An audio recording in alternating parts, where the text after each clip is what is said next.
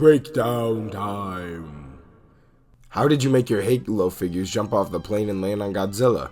Well, so first off, here's the unedited footage. I filmed it on a blue screen, but I did not blue screen them. I rotoscoped them in After Effects with the rotoscope tool, and the reason I filmed on a blue screen to rotoscope them was because the background is like a forest. It's green, and the plane is green, and rotoscoping is kind of similar to blue and green screening, because you want them to contrast. Like, if the more something pops, the easier it is to rotoscope it.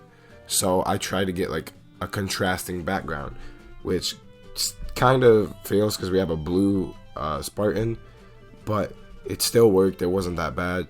And it also helps if you have your background the same color as what it's going to be, because it was a blue background and the lights of course had a little bit of blue spill you can see around the outline, but because it's going to be on a blue background, it's seamless and you can't see that blue outline there of the glow that's on the figure still. And you'll see I didn't think about it until a little later to use a white screen, just use some paper, because that contrasts a lot. So that's why you may see me using like a white background in some behind the scenes pictures and stuff. Now, how I stood up this plane, you will see in a couple of shots. I had Legos to help hold it up, and then I put putty on the Legos to help hold it down so that I could actually film it. Alright, so now that we filmed it, we need to get onto the editing stage. So I use After Effects because I get it for free with school. But it's really expensive. I used to use Flip-a-Clip, so if you can't afford After Effects, which I wouldn't blame you because it's super expensive, you could use Final Cut Pro. Kind of is alright. I haven't used it for editing like this, but Flip-a-Clip is what I used to use. It's a lot more time consuming, so After Effects saves you a lot of time. I rotoscoped it like I said. I'm gonna show you a little bit of like what that looks like. In case you've never used After Effects before, it's a little tough to get into, but once you figure it out, it's so nice. You get all these like tools here for feathering, contrast, shift, edge. It takes a little bit to load sometimes, and it takes up a lot of space and processing. But you'll see like this little pink line. You have different options, like you can do different viewers. I like the pink line. But like, say I want more contrast, it'll be more intense. Less contrast, it'll be less intense and not as strict on its aligning, which is very helpful for different scenes you're trying to achieve. And then we can make it like a lot more feathering. Ooh, I have that up a lot, so I could go a lot of feathering, and you'll see like it shows the feathering in the pink line. Very nice. And then shift edge moves the edge in and out. So they went out and they went in. I'll put that all back to normal because the scene's obviously done. And 10 was good because I needed to be still a sharp edge, and -50 was worked well enough to get rid of all the like extra blue spillage. But then for the background, I would just find like an image on Google and put that back there, scale it up a lot so that it's way bigger, and then just move it across the screen to give it the illusion of moving. And then for this, the land, I gave it a curved mask with feather so it like seamlessly kind of transitions into it. And I also put the brightness up on this.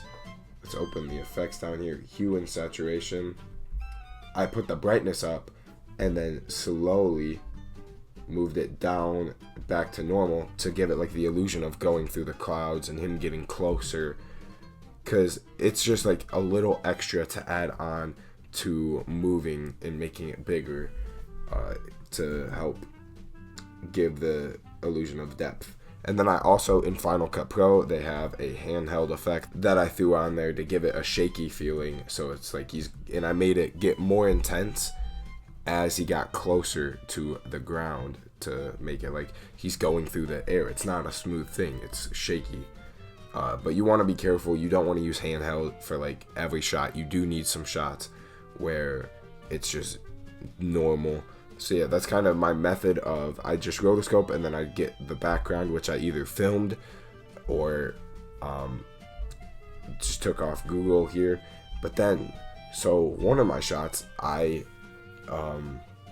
the forest shot, I had to use Photoshop because, so first off, I am not in the mountains. I'm not close to the mountains. How am I meant to get this background right here?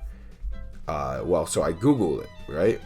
And then I find the perfect image at the perfect, like, perspective. This image right here. But I need more land. That's not enough for my shot. I need it to be wider out. How am I meant to get it wider out? Because I can't take the picture myself and they didn't do it. I went to Photoshop and I did this. You've probably seen this online. A lot of people used it for like memes and stuff, especially when it first came out. Just like, let's see what Photoshop will make. But they're AI.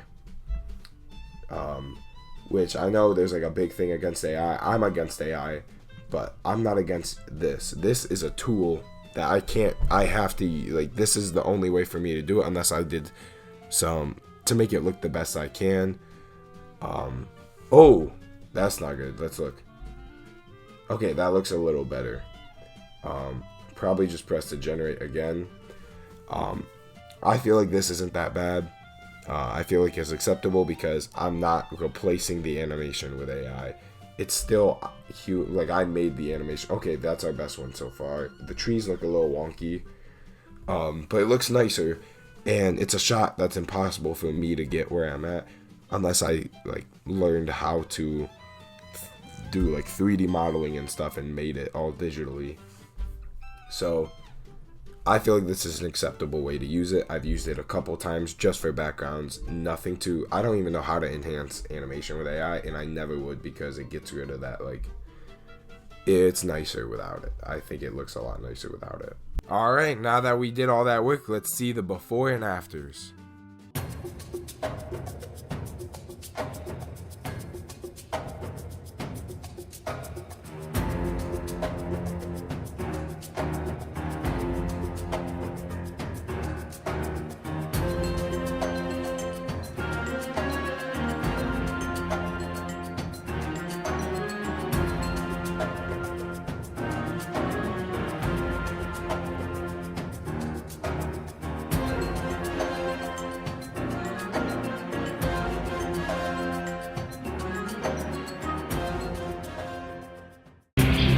Get ready, squad.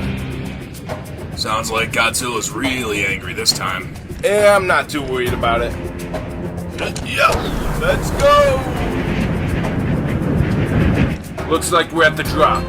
Everyone get ready. It's time to lock and load. Yeah.